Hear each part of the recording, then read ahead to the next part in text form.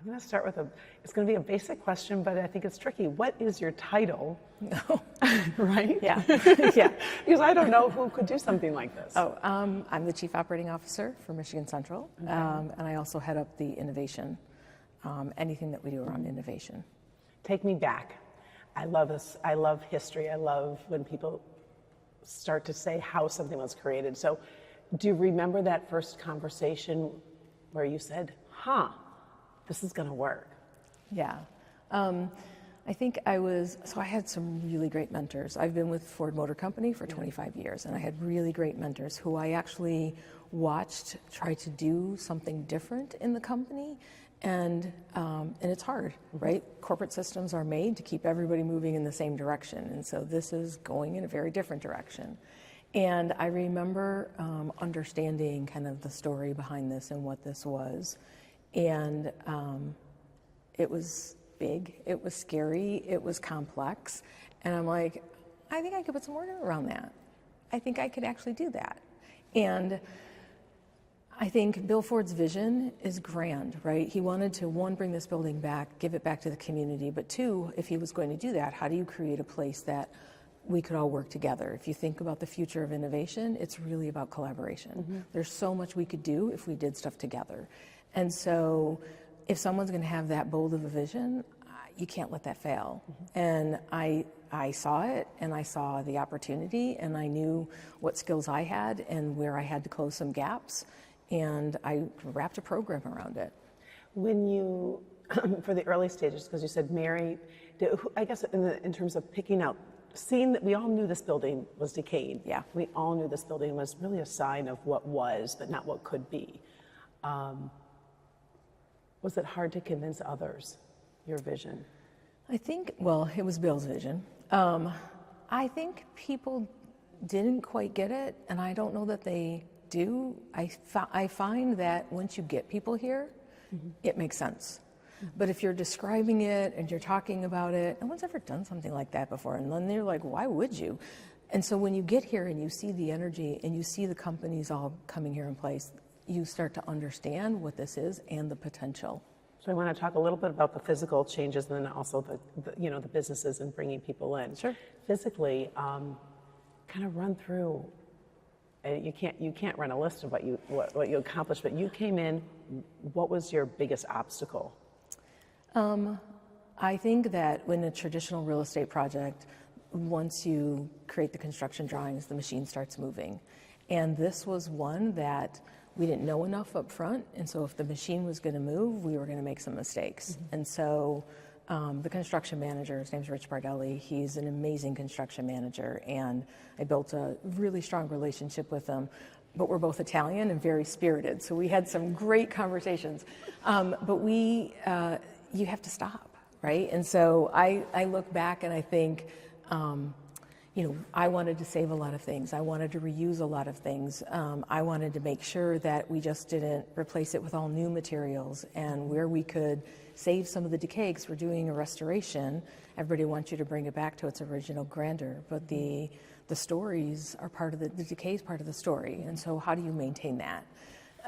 And so we would have conversation every single day. I would walk this building every single day with him, and we would talk about things.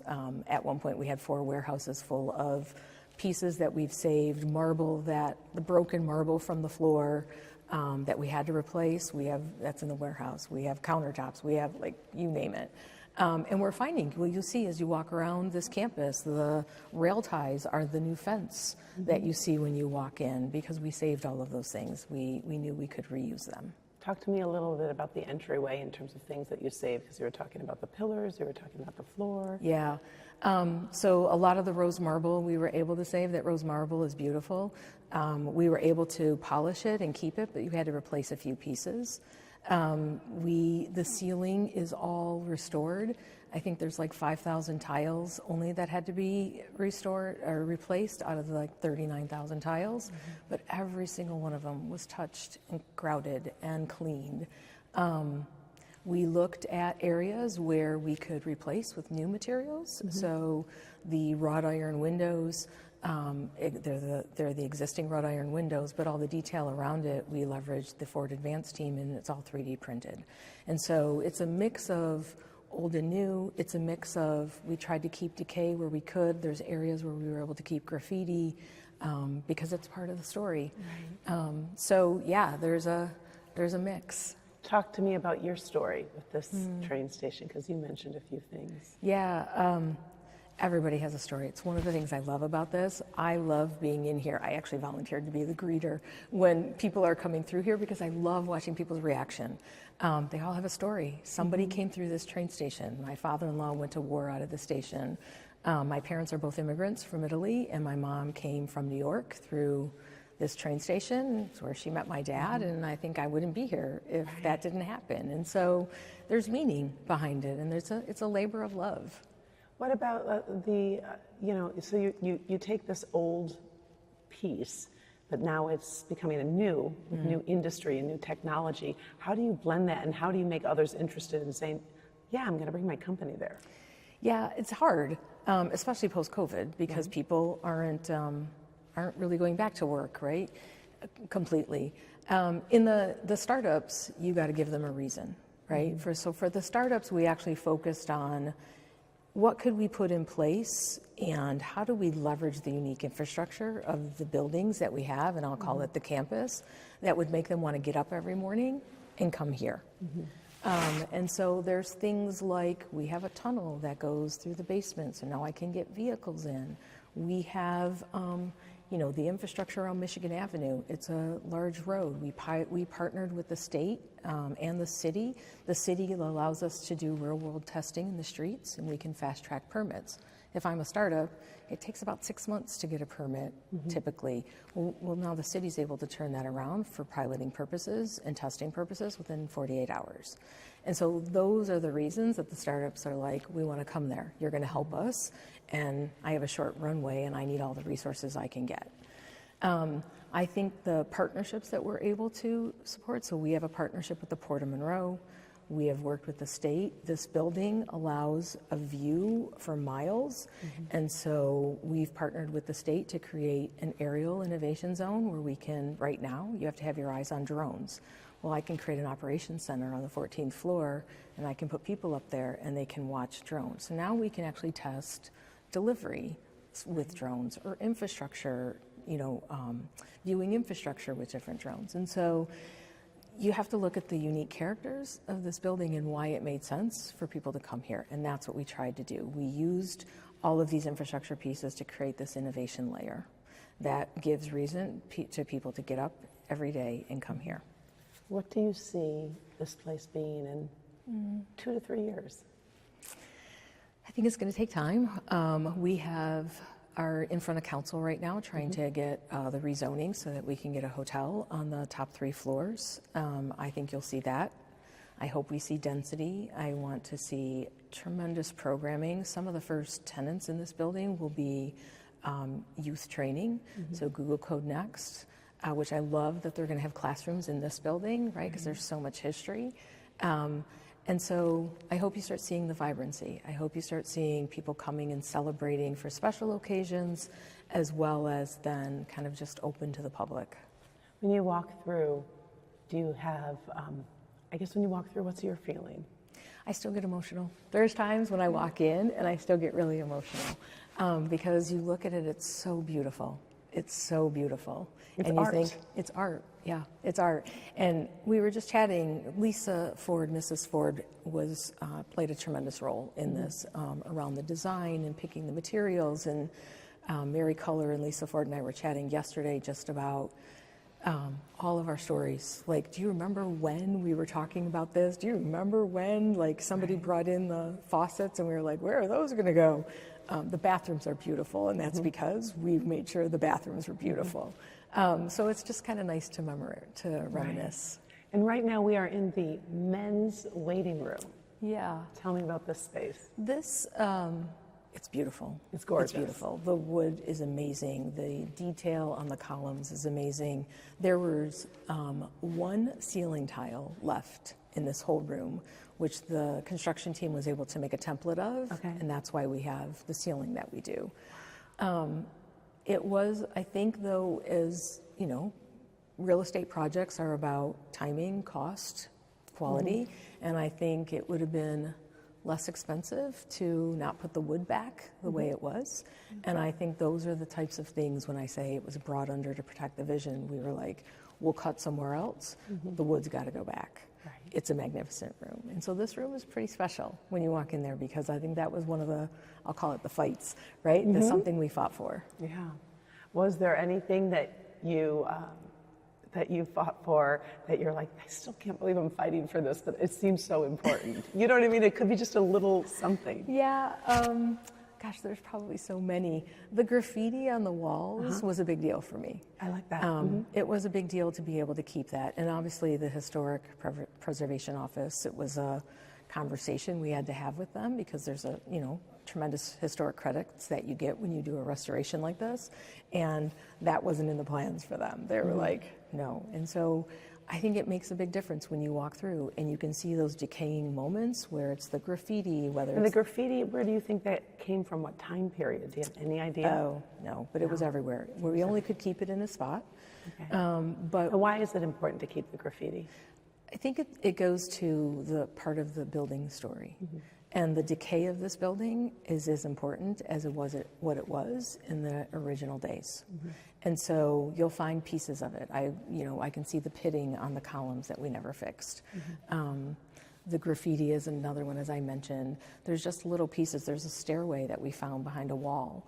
We broke down the wall and there was a staircase. It was an original staircase. It goes nowhere, but we couldn't tear it down, because there's a story behind that, and somebody put a wall up in front of it. And so it exists, and we'll flag it, and so people can see it. How has this building and this project changed you? I think,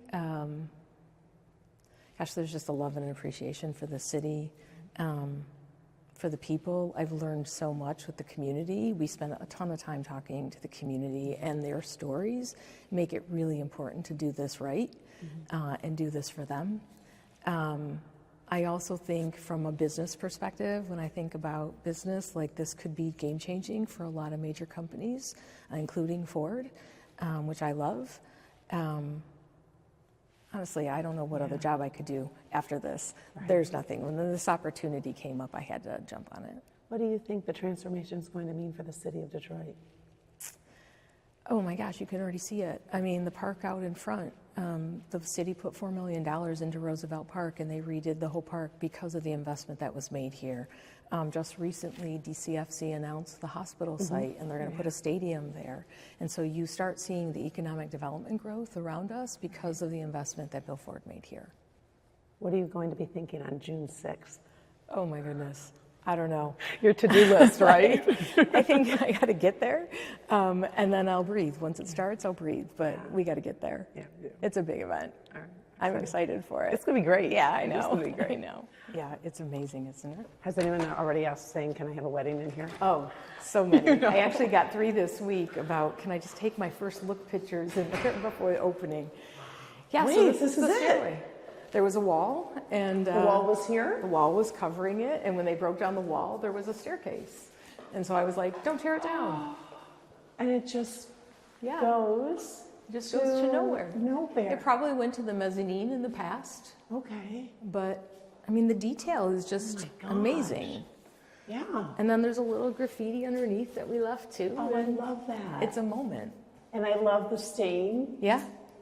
We didn't fix it. And this is original floor. This is? Yeah, you just this cleaned is it. original floor. We just cleaned it. Oh, interesting. And so these are these moments, right, where, which is why I walked the station every day with the construction manager, because we were like, can you still tear that down? Just leave this. Yeah, just leave it. I don't know if we'll be able to keep it, but we're going to try. Right. Yeah. And light fixtures? All remade, all replicas of the original. So whatever was here, we found somebody that actually remade them. Okay. All right. Yeah. And then this room is magnificent. This was the old dining hall. So you'd come here and get your snack or food before you caught your train. The arches are magnificent. Wow. And then the carriage house is right outside, which is where people used to get dropped off with horse and buggy, cars. And so we're enclosing it with glass. Okay, that's right there. That's right there. Okay. Yeah, so that it can be a moment. We're in the conversations for zoning for the hotel, as I mentioned, and so, that could be a lobby, hotel lobby, could be an entrance. And you're thinking hotels, the top 3 floors, you said? Top 3 floors, yeah. Some of these pieces that you see, people brought back to us. What do you mean? They had them like in their own... To protect them. They took them to protect them. Okay. And kept them, and they would that is deliver them back to the construction trailer. For a while had all of these pieces in it. Wow. I know. It's lovely. It's gorgeous. I know. I know. So gorgeous. And everybody feels good about this project. That's the amazing part, right? Everybody's so happy that this building's coming back. They took stuff over the years to protect it. Right. So this space, you'd come through the lobby and then come in here. Yeah, and you'd wait for your train, and then there was a ramp that took you down that you walked underneath the platform. They would wait in the waiting room or in one of the men's or the women's waiting room. They'd walk here. You'd have your luggage, baggage storage was here, and then you would walk down the ramp. And those were the doors. Is where you'd actually get your train. And there would be it was like under a metro. It was a hallway that you went under. It was magnificent. It was porcelain walls with all of the lights around it. And then there were stairways that took you up to your to where you picked up your train, to the train platform. So what will be in this space right here then? We are building, one of the things that when we started with community, we were going to actually put a parking garage behind the train station. And the Southwest community said, please don't. That's our front door. That's what we see. And so they, in recognizing that anybody from the Southwest used to have to walk all the way around to the front of the building, we're building another magnificent entrance. So we'll have 2 front doors. I love that. And I love that you're recognizing the neighborhood. Yeah. Because it was their view. That was their view. They don't want to see a parking garage. No. And I love all the light. Yeah, this is amazing. I feel like it could have been a very dark space. It could have. There was, this was, like I said, original ironwork in here. There was like a ley light, I think they call that, underneath it, that we were able to take out and just leave the glass up there. But of course, that's why there was so much water in here. Because there was all the glass and the broken windows. Was all the glass. Right. I'm going to take us right through the last spot. Okay. This is where we got to keep the graffiti. Oh, okay. It's like a little portal, is what I feel like. I see. Yeah. Oh, and I love it's like in an entrance, it's like a portal. And there's like some framing on the walls, but this is beautiful. And so we had graffiti specialists come in to help us understand the graffiti. In some cases, we took stuff off the walls and saved it. We took images of it, so maybe we could use it, but this is what we're keeping. Wow. And then it extends out into that little lobby. Okay. So you can see it on the side wall there. You can. They're just moments. You're smiling the whole time. I know. I love this. This is the best part of the job, is to walk people around and show them this. That's why I want to be the greeter. So you're going to be like when the masses come in, you're going to say hi. 10 days we have of people coming in. Yeah. I'm like, I'll take some shifts. Really? I want to see people's reaction. I love it. Yeah. I mean, it's been 6 years. Right. Do you have a what's next? Besides a nap and a vacation? There's still some work to do here. I don't know. I don't know what could top this job. So I want to say thank you. Oh, seriously, because as a reporter, I've been here 25 years and I've done stories, and this always was a negative. Yeah. This is always a sign of decay. Yeah. And I just love your team. Oh, thank you. Thank you. Thanks for the opportunity to talk with you. No, but it does. It means a lot. Thank you. Thank you.